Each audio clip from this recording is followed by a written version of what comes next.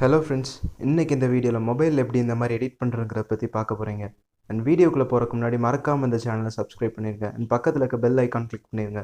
So நான் next போகிற வீடியோட நோட்டிஃபிகேஷன் உங்களுக்கு வரும். வாங்க வீடியோக்குள்ளே போகலாம்.